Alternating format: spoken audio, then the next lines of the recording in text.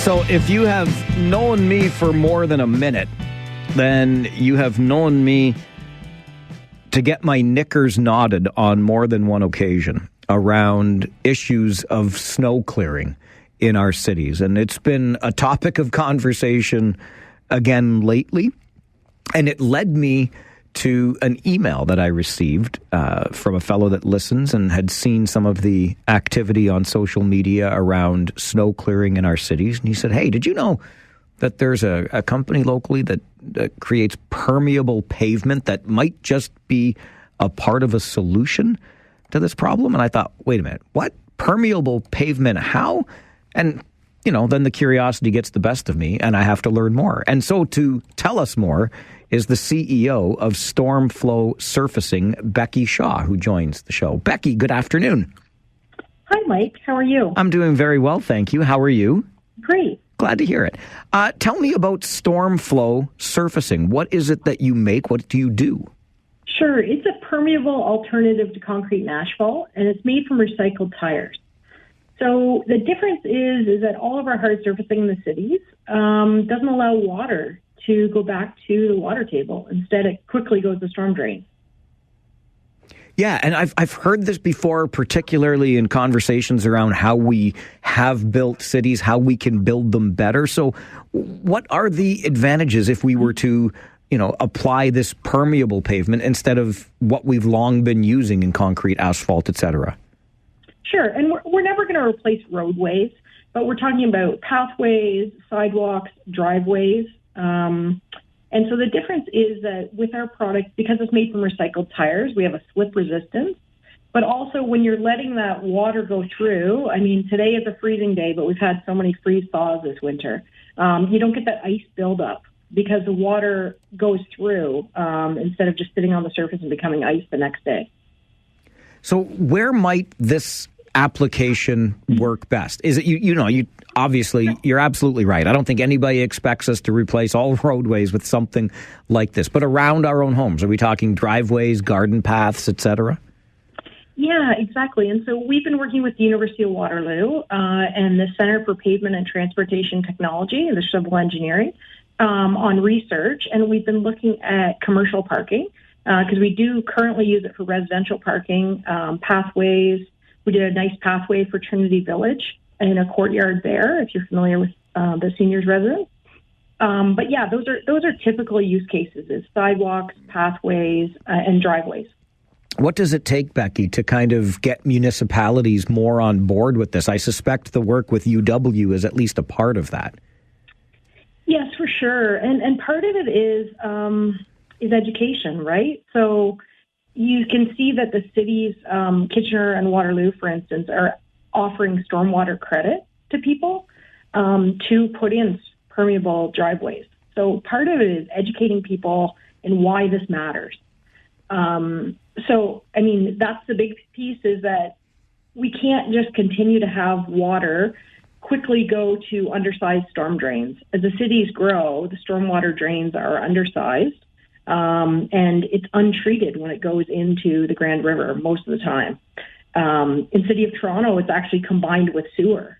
So 23% of the City of Toronto's pipes, when we have a huge storm event, that untreated water is going right into Lake Ontario. How does the price compare to traditional asphalt or other products that we use? Sure. We're a premium product, so we compare more to to a concrete. Yep. And so at a price point, like for a driveway, for instance, we're more at a concrete pricing. And what about then the durability of your product on a driveway? If I'm shoveling it and scraping off the snow or the ice that's there, what's the durability like? Sure, and we suspect a 20-year lifespan. We've had some installed in Ontario since 2014. So we expect that 20-year lifespan based on our research. And you can use a shovel, a snowblower, and even a plow. I'm on a farm out in Wellesley, and we use a plow on the front of our skid steer. So you can use regular snow removal. The difference is that you should be able to reduce or not even use salt as well, because salting is usually because of that ice. Okay, now you've really got my attention, because the amount of salt we use really gets me fired up, so. Yeah. And again, that salt goes directly into our lakes and rivers. Right.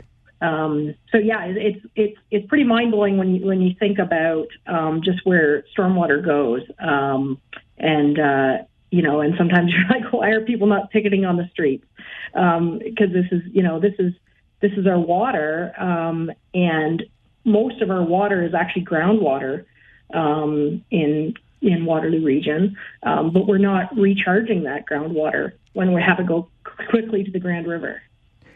So this is also a way to recharge groundwater, because you're going to have the water go down back into the water table. Given that your product is made from recycled tires, I guess there is an environmental aspect to this as well, a more environmentally friendly product in the end? Yes, for sure. And it's really interesting because most of our residential customers come to us because of the recycled tires. And then the stormwater is kind of a secondary bonus for them. And it's kind of vice versa for our municipal and commercial partners. Right. And you mentioned earlier that sort of win-win for a residential property owner is because of the payback they get on stormwater in some cases.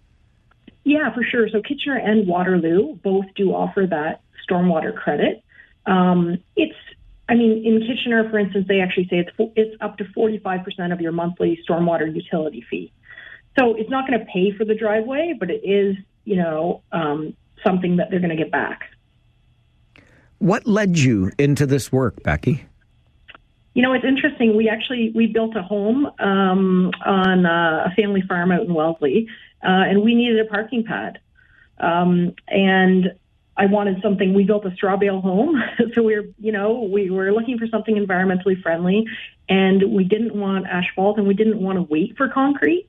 And this product, because it has that flex of the binder that we use and also the recycled tires, there's a bit of flex in it. We could do it the first year that we moved in, so I didn't have to have mud from my little boys tracking into my house.